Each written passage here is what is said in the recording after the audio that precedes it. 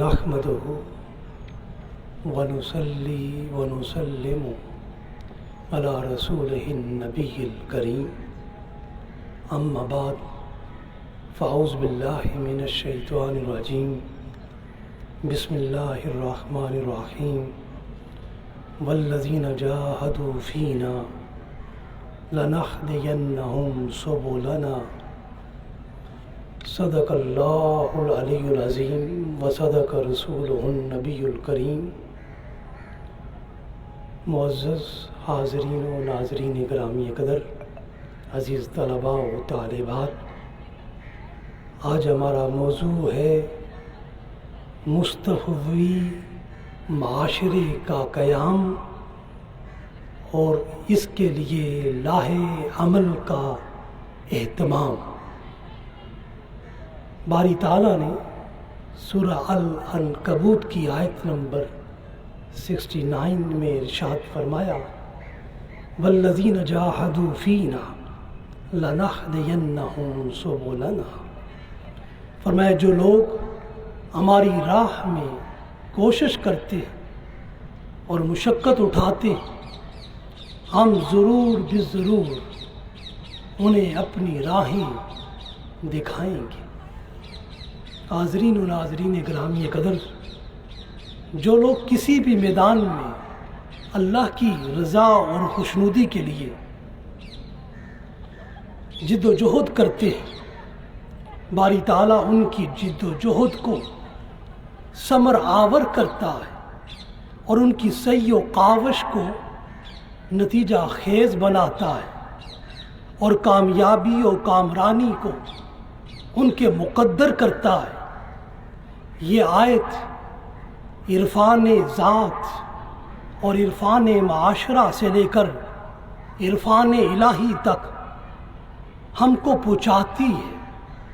اگر ہم اللہ کی معرفت حاصل کرنا چاہیں تو وہ رب اپنی ذات کی بے شمار نشانیاں اپنی معرفت کے لیے ہمیں عطا کرتا ہے، اور اس کی یہ نشانیاں ہمارے اندر بھی ہیں اور ہمارے باہر بھی ہیں۔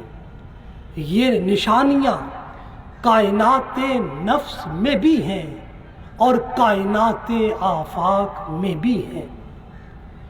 انسان کے اندر بھی اللہ نے اپنی نشانیاں رکھی ہیں، اسی لیے انسان کے جسمانی اعضاء اللہ تعالیٰ کے احکام اور اس کے بنائے ہوئے نظام کے مطابق اپنا اپنا کام کر رہے ہیں۔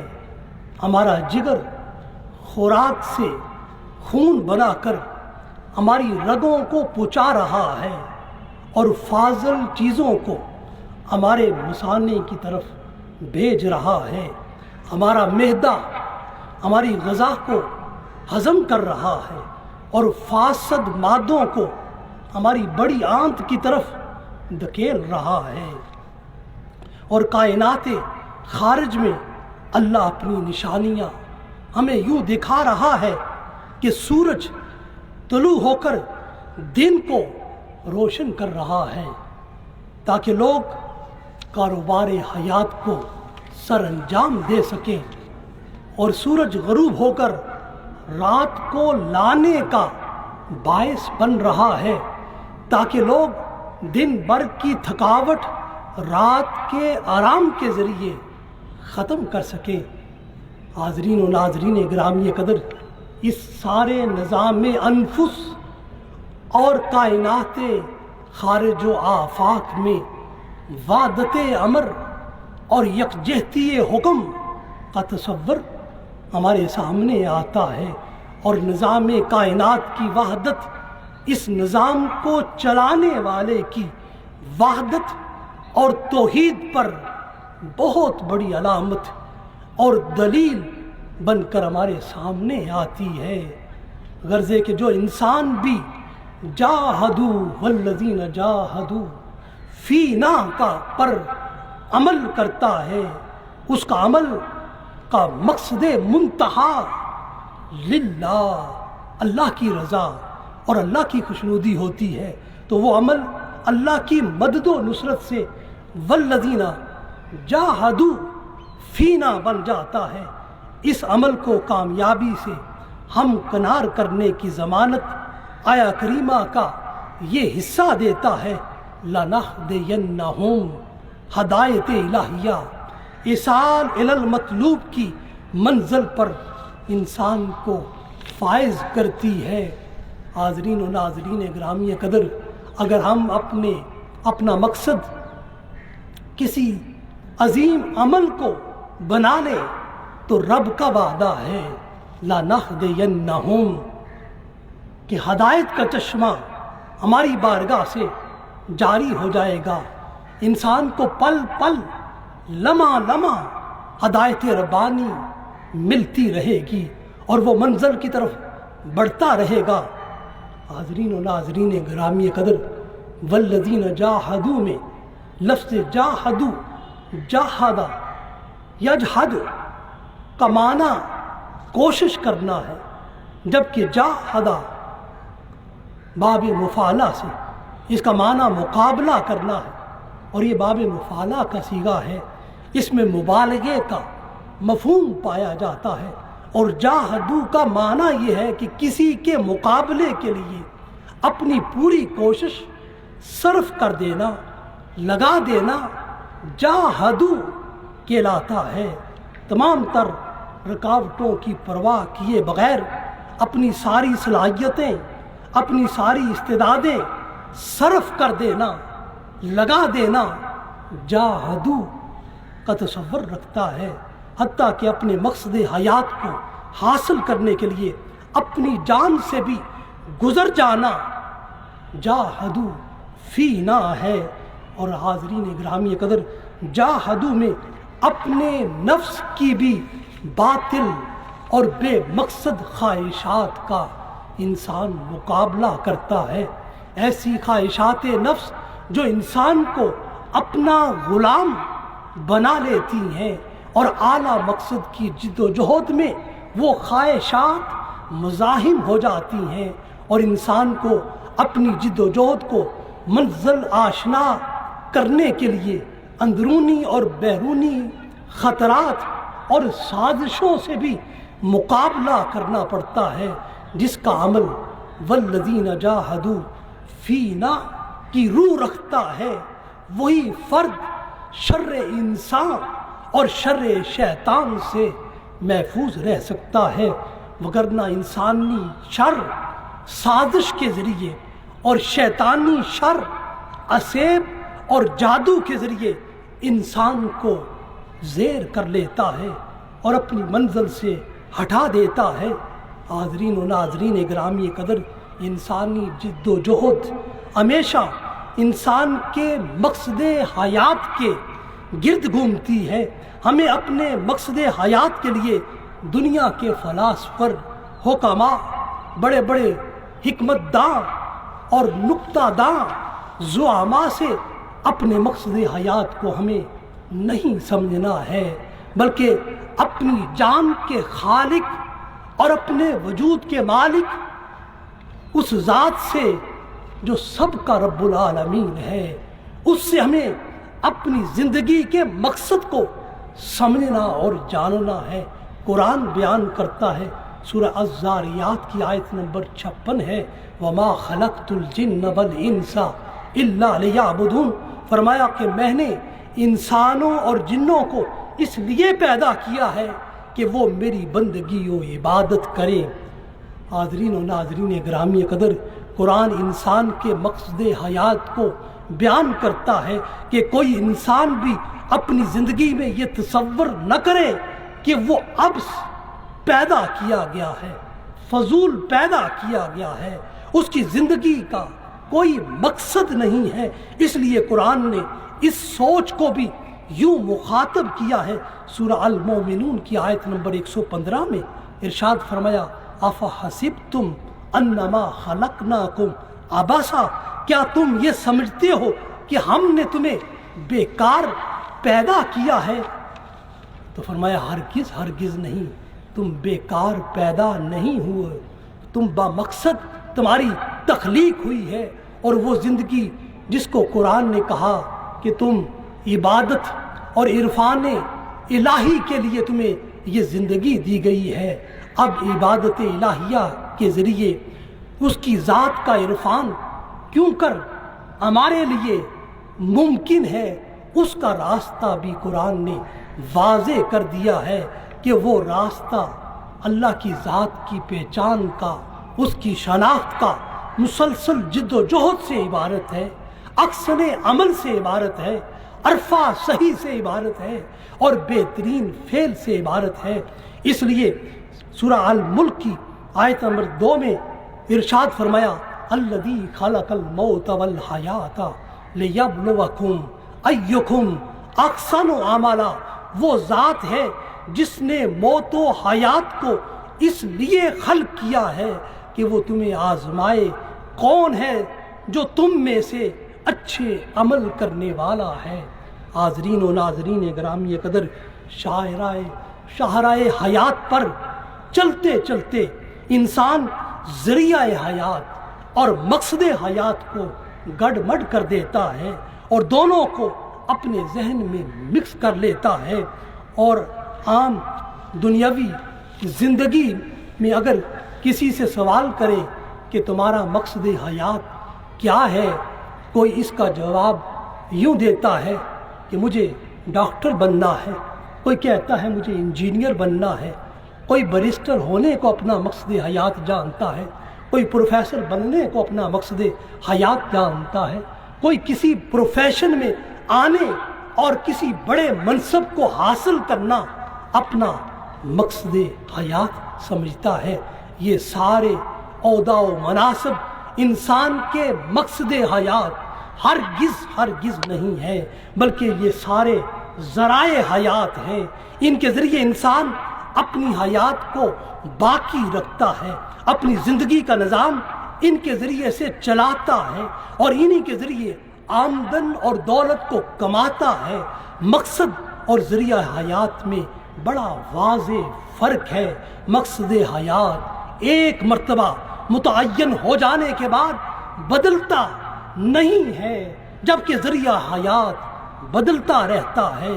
کوئی اگر طالب علم ہے، بیرسٹر بننا چاہتا ہے، بعد ازاں حالات موافق نہ رہے وہ انجینئر بن جاتا ہے، تو اس سے معلوم ہوا کہ ذریعہ اور ذرائع حیات مسلسل بدلتے رہتے ہیں، جبکہ مقصد حیات انسان کا کبھی بھی بدلتا نہیں ہے۔ مقصد ہمیشہ بڑا ہوتا ہے، وہ مقصد انسانی فلاح کا ہوگا، دینی تفوق اور دینی غلبے کا ہوگا، اور معاشرتی اصلاح و فلاح کا ہوگا، اور قوم کی تقدیر کو بدل دینا اس کا مقصد ہوگا۔ رسول اللہ صلی اللہ علیہ وسلم کو یہ مقصد حیات دیا گیا۔ ارشاد فرمایا سورہ صف کی آیت نمبر 9 میں هو الذی ارسل رسولہ بالہدی ودین الحق لیظہرہ علی الدین کلہ ولو کرہ المشرکون۔ فرمایا وہی اللہ ہے جس نے اپنے رسول کو ہدایت اور دین حق کے ساتھ بھیجا ہے تاکہ اس دین کو سب ادیان پر غالب کر دے، اگرچہ مشرک اس کو برا ہی جانے، برا ہی مانے۔ حاضرین و ناظرین گرامی قدر، اب ہمیں بحیثیت مسلمان اس آیہ کریمہ کی روشنی میں اپنے مقصد حیات کا تعین کرنا ہے، اور پھر اس تعین کے بعد اپنی زندگی کی ساری مساعی و کاوش کو اپنے مقصد کو حاصل کرنے کے لیے صرف کر دینا ہوگا۔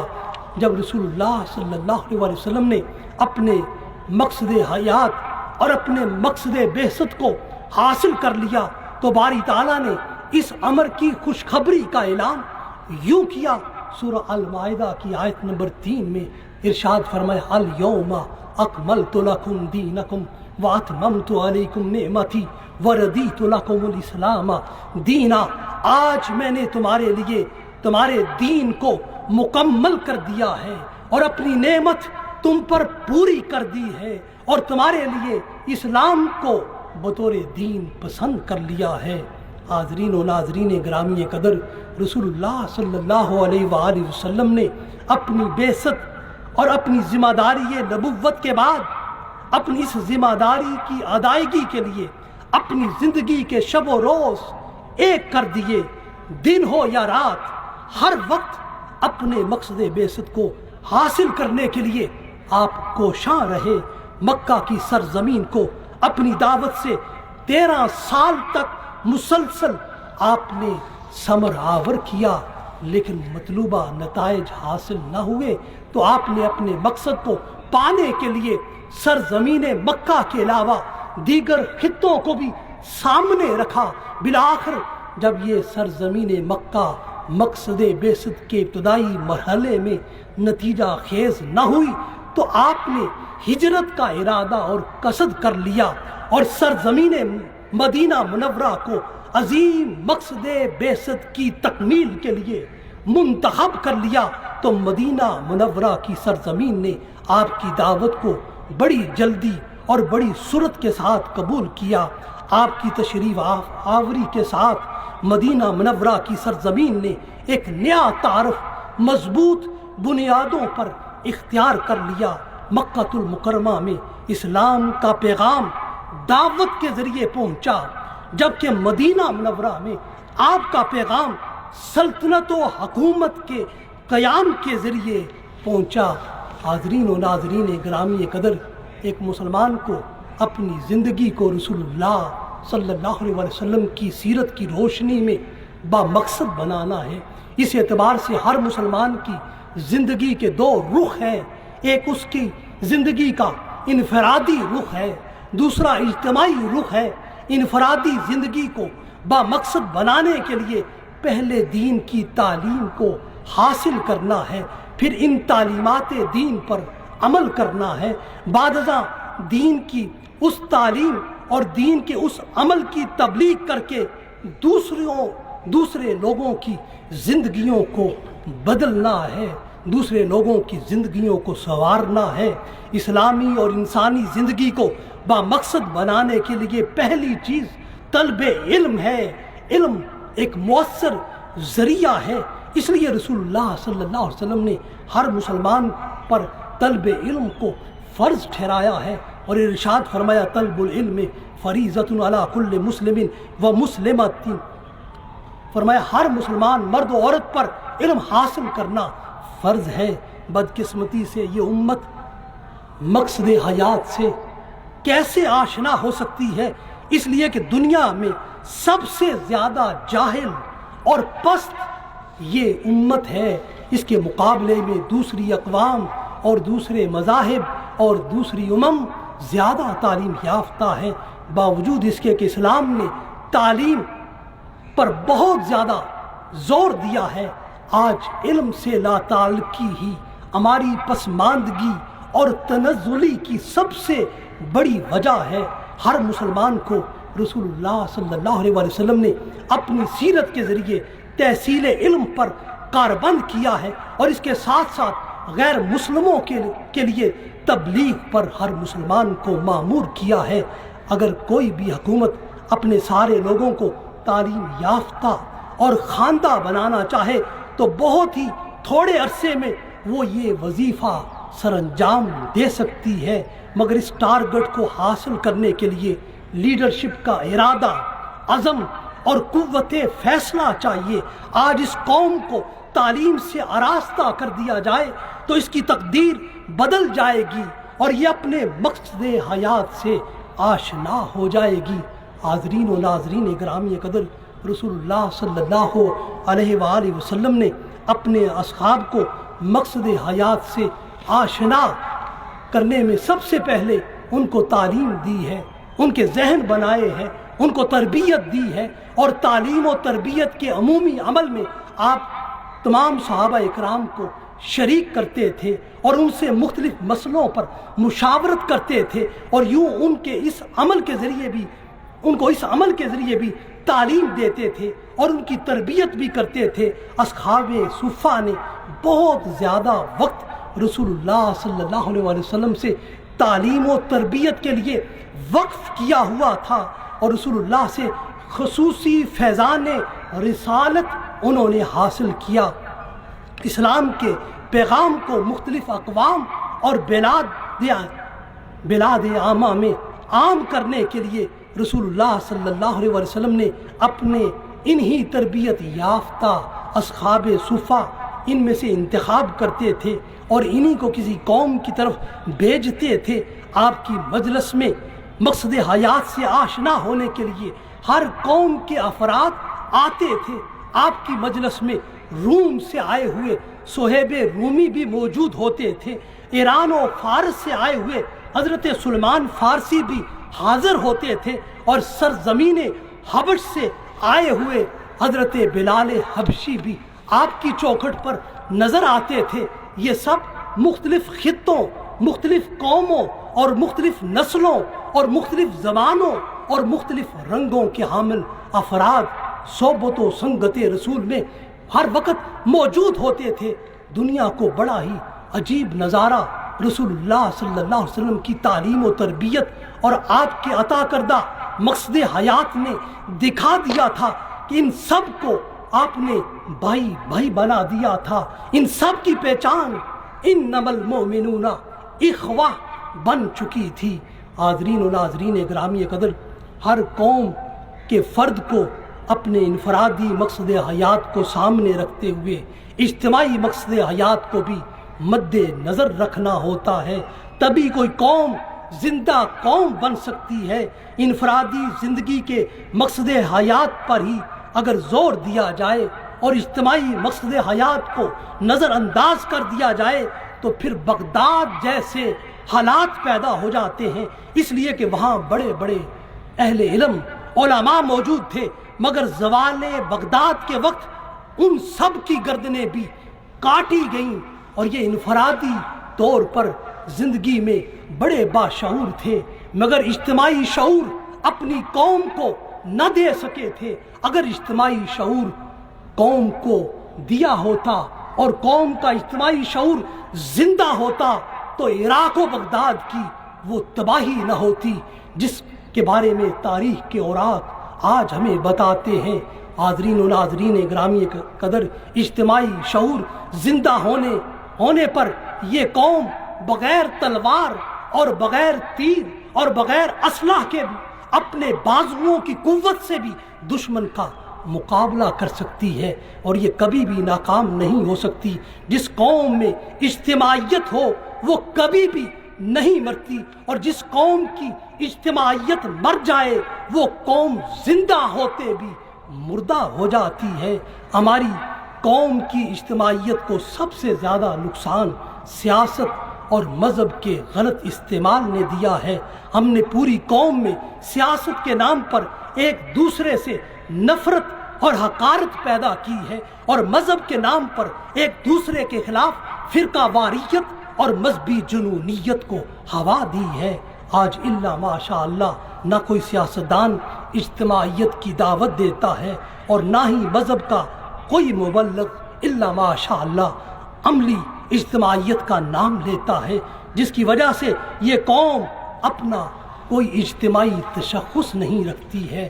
حاضرین و ناظرین گرامی قدر، آج دنیا بھر میں مسلمان ذلیل و خوار اس لیے ہو رہے ہیں کہ ہماری اجتماعیت کا آج فقدان ہے، جس کے باعث مسئلہ کشمیر، مسئلہ فلسطین اور دیگر مسائل اس امت کو عالمی سطح پر پیش ہیں، اور وہ سارے کے سارے لا ینحل ہیں۔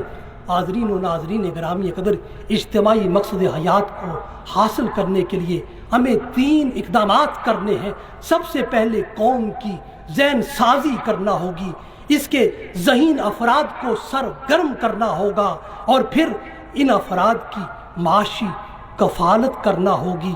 انفرادی اور اجتماعی مقصد حیات کو حاصل کرنے کے لیے انفرادی اور اجتماعی کاوشوں کے عمل سے گزرنا ہوگا۔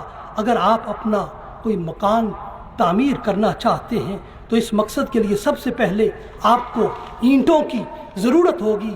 اب اینٹیں بھی 2 طرح کی ہیں، کچھ کچی ہیں، کچھ پکی ہیں۔ بلا شبہ پکی اینٹوں کا مکان زیادہ مضبوط ہوگا۔ پکی اینٹ پکے ذہن اور تربیت یافتہ ذہن کی علامت ہے۔ پکی اینٹوں کو بنانے کے بعد ہمیں مکان بھی بنانا ہے۔ مکان اور محل کی تعمیر اجتماعی عمل سے زیادہ موزوں ہے۔ فقط پکی اینٹیں ایک ڈیر تو ہو سکتی ہیں مگر مکان اور محل ہرگز نہیں ہو سکتی۔ مکان کسی نقشے سے بنتا ہے، اس کے لیے مستری اور مزدوروں کی ضرورت پیش آتی ہے۔ گویا اجتماعیت کے بغیر مکان بھی اچھی طرح تعمیر نہیں ہو سکتا۔ یہاں مکان اور محل معاشرے کی مثل ہیں۔ کوئی بھی معاشرہ اجتماعی فکر اور اجتماعی کاوش کے بغیر کبھی بھی مثالی ہرگز نہیں بن سکتا۔ حاضرین و ناظرین گرامی قدر، اگر ہم چاہتے ہیں کہ ہماری انفرادی اور اجتماعی زندگی ہمیشہ مقصد آشنا رہے تو ہمیں چاہیے کہ ہم اپنے نفس پر اطیع اللہ کا الوہی حکم نافذ کر دیں۔ اور اگر ہم چاہتے ہیں ہماری سیرت میں بھی سیرت رسول کی کوئی جھلک نظر آئے تو ہمیں اپنی زندگی کا سارا اور مکمل عنوان اطیع الرسول پر قائم کرنا ہوگا۔ اس اطاعت رسول میں فنائیت ہی ہمیں سیرت طیبہ کے حقیقی فیضان سے منور و آراستہ کرے گی۔ حاضرین و ناظرین گرامی قدر، اسلامی تعلیمات کو ہم 3 حصوں میں سمجھ سکتے ہیں۔ ایک اعتقادات ہیں، دوسری عبادات ہیں، اور تیسری چیز معاملات ہیں۔ مکی زندگی میں اعتقادات اور عبادات کا غلبہ رہا ہے، جبکہ مدنی زندگی میں ان دونوں کے ساتھ ساتھ معاملات کا بھی پہلے سے زیادہ اضافہ ہو گیا تھا۔ ہمیں اپنے انفرادی اور اجتماعی مقصد حیات کو حاصل کرنے کے لیے دین کے ان تینوں پہلوؤں سے اپنی شخصیت کو مزین و آراستہ کرنا ہوگا۔ آج ہمیں ہر سطح پر اپنے معاشرے کو مثالی بنانے کے لیے 3 طرح کے اقدامات کرنے ہوں گے۔ تعلیم و تربیت کے عمل کو گھر سے لے کر مسجد تک اور معاشرے کی سطح پر مثبت سرگرمیوں کے ذریعے فروغ دینا ہوگا، اور دوسرا شعبہ انصاف کی جلد فراہمی کو بھی معاشرے کی سطح پر ایکٹیو کرنا ہوگا۔ کسی کا حق نہ مارا جائے، کسی کے ساتھ ظلم نہ ہو، کسی کی زمین پر قبضہ نہ ہو، کسی کے اساسات کو چھینا نہ جائے، کسی بھی معاشرے کے فرد کے کسی بھی حق کو پامال نہ کیا جائے۔ تیسرا شعبہ جسے ہمیں قائم اور متحرک کرنا ہوگا وہ بیت المال کا قیام ہے۔ اس شعبے کے ذریعے معاشرے کے ہر کمزور، ضرورت مند، بے حال، بے سہارا فرد اور مقروض شخص کی مدد کی جائے، اسے بآسانی قرض حسنہ فراہم کیا جائے، اس کی بیماری میں اور حادثاتی ضرورت میں اس کی مدد کی جائے۔ یہی اقدامات ہی ہماری اجتماعی زندگی کو خوبصورت و حسین اور دلکش بنا سکتے ہیں، اور ان مقاصد کو حاصل کرنے کے لیے ہر شخص کو اخلاص کا مظاہرہ کرنا ہوگا، اور ان تمام اقدامات کے عملی نفاذ میں سمجھداری کا اظہار کرنا ہوگا، حتیٰ کہ معاشرے کو مثالی بنانے کے لیے فرد کو انتہائی سنجیدگی کا رویہ اپنانا ہوگا۔ حاضرین و ناظرین گرامی قدر، ہم معاشرے میں جس جمہوریت کی بات کرتے ہیں، اس کی نرسری، اس کی نچلی سطح محلہ، قصبہ، چھوٹی آبادی، گاؤں ہے، اور اس نچلی سطح پر ہمیں اپنے لوگوں کو جمہوریت کے ذریعے عظیم قوم اور اعلیٰ لوگوں میں بدلنا ہوگا۔ ڈیموکریسی کا یہی پہلا مقام ہے۔ ڈیموکریسی کا لفظ بھی ہمیں یہی معنی سمجھاتا ہے۔ ڈیمو کا مطلب لوگ ہیں، پیپل ہے، جبکہ کریسی کا مطلب رول اینڈ اتھارٹی ہے۔ اس لیے جمہوریت کا مطلب یہ ٹھہرا لوگوں کا رول، لوگوں کی حکمرانی، لوگوں کی اتھارٹی، لوگوں کی پاور۔ اس لیے جمہوریت کو ان 3 تصورات کے ساتھ بیان کیا جاتا ہے: rule of the people, by the people, for the people. ہم نچلی سطح کے جمہوری اداروں کے ذریعے رول آف دا پیپل کی صورت تو کریں، پھر بائی دا پیپل اور فار دا پیپل کا عمل بھی ہو جائے گا۔ اس تصور کو ہمارے نظام میں بپا کرنے کے لیے بلدیاتی ادارے بنائے گئے ہیں۔ کاش یہ ادارے آج زندہ ہوتے اور اپنا کام صحیح بنیادوں پر کرتے تو معاشرے کو ہم ایک مثالی معاشرہ بنا سکتے ہیں۔ اسلام یہ تصور دیتا ہے قوم اپنی قیادت کے لیے جس فرد اور جن افراد کو منتخب کرے، وہ فرد اور افراد دیانتدار ہوں، باصلاحیت ہوں، اپنے فرض منصبی کا خوب خیال اور احساس رکھتے ہوں۔ حاضرین گرامی قدر، معاشرے کی ان پرائمری بلدیاتی اداروں کی ذمہ داری یہ ہو کہ ہر بھوکے کو کھانا کھلائیں، لوگوں کو روزگار فراہم کریں، ہر بے لباس شخص کو باوقار لباس فراہم کریں، رہائش سے محروم افراد کو رہائش فراہم کریں، بیمار افراد کے علاج کے لیے اسپتال کی سہولت دیں، اور اپنی کمیونٹی کے تمام افراد کے لیے تعلیم کا لازمی انتظام کریں، اور اگر کوئی زیادتی کرے تو مظلوم کا ساتھ دیں، ظالم کو قانون اپنی گرفت میں لے اور ہر کسی کو سستا انصاف فراہم کیا جائے، نوجوانوں کو بے راہ روی سے بچانے کے لیے شادی بیاہ کی رسومات کو آسان کیا جائے، اور یہ عمل اور یہ اقدامات ہی ہمارے معاشرے کو سنوار سکتے ہیں۔ اسلام یہ تصور دیتا ہے کہ انسان کی یہ دنیا بھی اچھی ہو، اس کی آخرت بھی اچھی ہو، اس لیے اسلام اس دنیا کی بھلائی کی بات کرتا ہے اور آخرت کی اچھائی کی بات بھی کرتا ہے۔ اس لیے قرآن ہمیں دین و دنیا کا یہ تصور دیتا ہے، ربنا آتنا فی الدنیا حسنہ وفی الآخرہ حسنہ، کہ مولا اس دنیا میں بھی ہمیں حسنہ عطا کرنا اور آخرت میں بھی حسنہ عطا کرنا۔ حقیقی مسلمان اور اعلیٰ انسان وہی ہے جس کی دنیاوی حیات بھی حسنہ کی علم بردار ہو اور جس کی اخروی حیات بھی حسنہ سے معمور ہو۔ ہمیں اپنے معاشرے کو مثالی بنانے کے لیے انفرادی اور اجتماعی سطح پر آزادی فکر و عمل کی اقدار اپنے لوگوں کو دینی ہوں گی۔ ہمارا کوئی جابرانہ اور متکبرانہ انداز نہ ہو، کوئی بات کسی کے مزاج اور طبیعت کے خلاف ہو تو اس پر گردن زنی نہ کی جائے، اسے قتل نہ کیا جائے، اسے کسی قسم کی قید و بند کی صعوبتیں ہرگز نہ دی جائے، نہ اسے اٹھایا جائے، نہ اسے اغوا کیا جائے، اور اس کے ساتھ ساتھ ہمیں اپنے ماحول کو مخالفانہ رائے کو برداشت کرنے والا بھی بنانا ہوگا، اپنے ماحول میں پاکیزگی پیدا کرنی ہوگی، اخلاقی اقدار کے معیار کو بلند کرنا ہوگا، ہر سطح پر بڑے کی اطاعت اور چھوٹے پر شفقت کو فروغ دینا ہوگا، معاشرے سے ہر نوعیت کے جرائم اور خبائث کا خاتمہ کرنا ہوگا۔ حاضرین گرامی قدر، خلاصہ کلام کی طرف بڑھتے ہوئے میں عرض کروں، زندگی کے کسی بھی مقصد کو حاصل کرنے کے لیے پہلی چیز اس فرد اور قوم کا اخلاص، سنسیریٹی ہونا چاہیے، اور دوسری چیز جو مقصد کے اصول کو یقینی بناتی ہے وہ شعور ہے، سینسیبلٹی ہے، اور شعور کا تعلق انسان کے ذہن کے ساتھ ہوا کرتا ہے، اور کامیابی کے لیے تیسرا عنصر سنجیدگی، سیریسنس ہے۔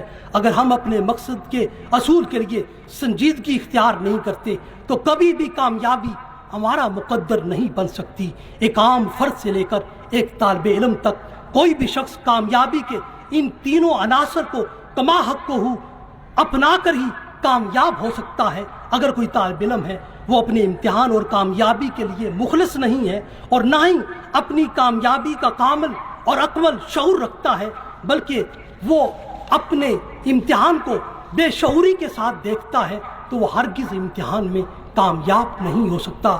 کچھ مخلص ہوتے ہیں مگر بے شعور ہوتے ہیں تو تب بھی وہ ناکام ہو جاتے ہیں، کچھ باشعور بھی ہوتے ہیں مگر اپنے مقصد کے لیے سنجیدہ نہیں ہوتے، تب بھی وہ خاسر ہو جاتے ہیں۔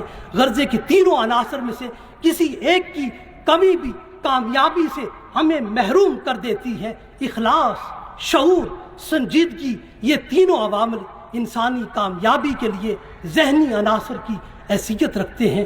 حاضرین گرامی قدر، اس کامیابی کو حاصل کرنے کے لیے کچھ عملی عناصر بھی ہیں، جس میں پہلا عنصر اس مقصد کو حاصل کرنے کے لیے اس کی منصوبہ بندی کرنا ہے اور اس کا مکمل تنظیمی عمل، اس کا ڈسپلن وہ اختیار کرنا ہے، اور کسی بھی مقصد کے لیے تنظیمی عمل، ڈسپلن اس کو کامیابی تک لے جاتا ہے۔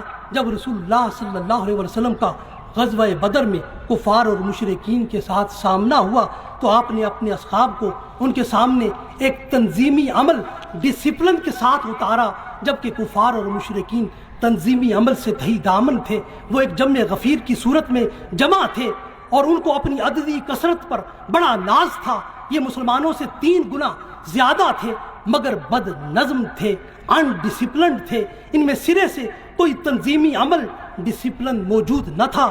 رسول اللہ نے ایک لکیر کھینچ کر اپنے جانثاروں کو کھڑا کیا اور ان کی خوب تنظیم کی، اور اس تنظیمی عمل اور اس نظم نے مسلمانوں کو یہ فائدہ دیا کہ کہ اپنے سے 3 گنا زیادہ فوج پر مسلمانوں کا یہ قلیل لشکر غالب آ گیا۔ اجتماعی کامیابی کی پہلی شرط معاشرے کا اجتماعی مقصد کو حاصل کرنے کے لیے تنظیمی شکل ڈسپلن کو اختیار کرنا ہے۔ ایسی افواج کامیاب ہوتی ہیں جن میں بہت زیادہ نظم و نسق اور ڈسپلن ہوتا ہے۔ حاضرین و ناظرین گرامی قدر، انفرادی اور اجتماعی مقصد کو حاصل کرنے کے لیے دوسرا عملی عنصر تربیت، ٹریننگ ہے۔ جب تک ذہن مائنڈ میکنگ کا مرحلہ طے نہ کیا جائے، کامیابی یقینی طور پر نہیں ملتی۔ یہ تربیت بھی 2 طرح کی ہے، ایک ذہنی تربیت ہے، ایک جسمانی تربیت ہے۔ رسول اللہ صلی اللہ علیہ وسلم نے صحابہ اکرام کو سب سے پہلے ان کی ذہنی تربیت کی، اسی وجہ سے آپ نے بہت قلیل وقت میں اپنے مقصد بعثت کو کی عظیم منزل کو پا لیا۔ جسمانی تربیت آج کل ہر جگہ عام ہے، مثلا گاڑی ڈرائیو کرنا تبھی ممکن ہوگا جب اس کی تربیت لی ہوگی۔ اگر کوئی بغیر تربیت ٹریننگ کے گاڑی چلاتا ہے تو اس کے 2 ہی انجام ہوں گے، یا وہ اسپتال میں جائے گا یا قبرستان میں جائے گا۔ باقاعدہ تربیت یافتہ ڈرائیونگ ہی انسان کو حادثات اور نقصانات سے محفوظ رکھتی ہے۔ یوں انسان کا تربیتی عمل ہر جگہ مسلم ہے۔ رسول اللہ صلی اللہ علیہ وسلم نے اپنے اصحاب کی وَيُعَلِّمُهُمْ اور وَيُزَكِّيهِمْ کے ذریعے ان کی ذہنی تعلیم اور جسمانی تربیت کا اہتمام کیا تھا۔ آج ہم اپنی قوم کو کیا کیا قومی اخلاق، قومی رویے، قومی اہداف سکھانا چاہتے ہیں۔ ہمیں ان سب کی تعلیم بھی دینا ہوگی اور ان کی تربیت بھی دینا ہوگی، تبھی قوم ایک مثالی قوم بنے گی۔ ہمارا معاشرہ ایک بے مثل معاشرہ تبھی بنے گا۔ تعلیم کی کثرت بھی قومی اہداف کے تعین کے بغیر ہمیں منزل مراد پر نہیں پہنچا سکتی۔ حاضرین و ناظرین گرامی قدر، یہ رسول اللہ صلی اللہ علیہ وسلم کی عطا کردہ تعلیم و تربیت ہی کا نتیجہ تھا کہ صحابہ اکرام نے اتنے بڑے جزیرہ عرب کو صرف اور صرف 10 سال کے قلیل عرصہ میں آپ کی قیادت میں فتح کر لیا۔ اس میں اسلامی حکومت قائم کر دی، اور اسلام کا ہر عمل ایک اپنے اندر تعلیم بھی رکھتا ہے اور ایک مستقل تربیت بھی رکھتا ہے۔ نماز ہی کو لے لیں، یہ ذہنی تربیت بھی ہے اور جسمانی تربیت بھی ہے۔ سب کے سب مقتدی ایک لائن اور ایک صف میں کھڑے ہوتے ہیں۔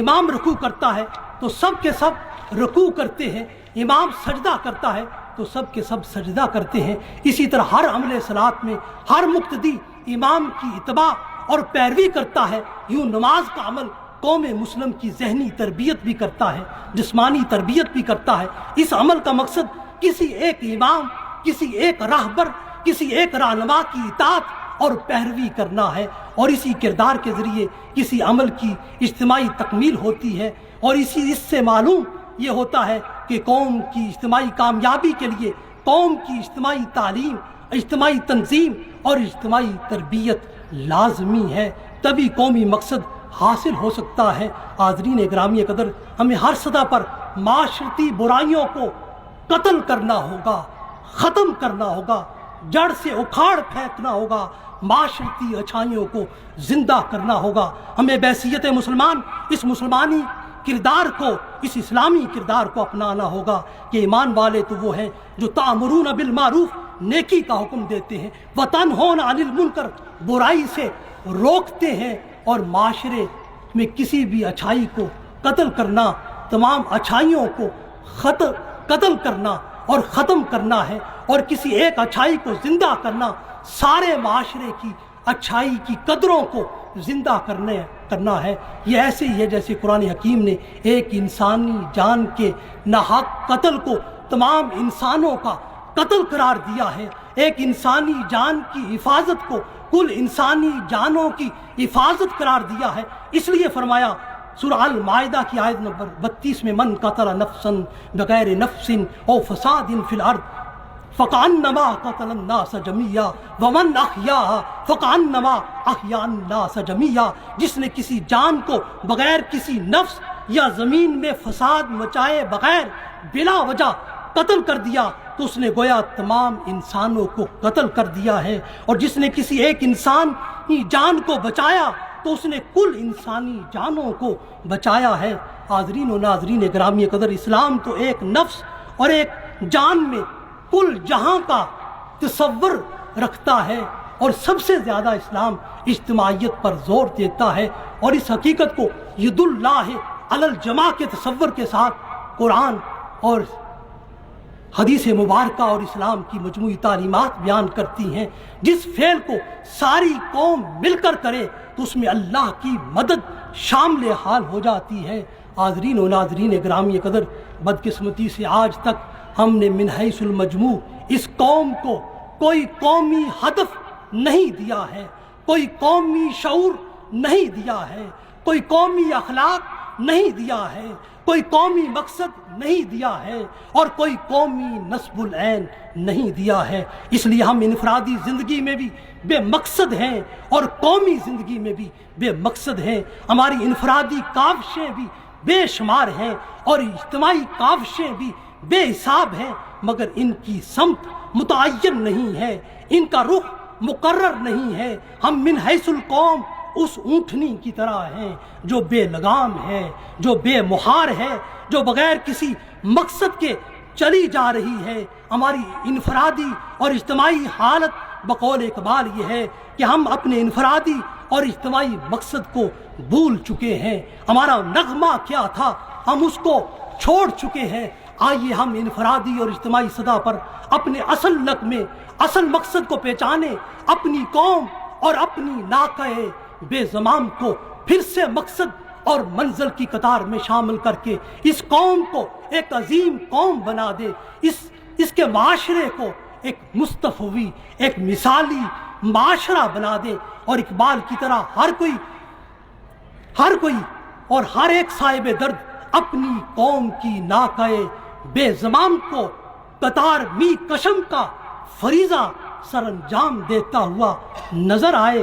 اور اسی جانب اقبال نے اپنا وظیفہ اپنی قوم کے لیے جو کیا تھا وہ یوں متوجہ کرتا ہے: نغمہ کجا ومن کجا ساز سخن بہانہ ایس، سوئے قطار می کشم ناقہ بے زمام را، سوئے قطار می کشم ناقہ بے زمام را۔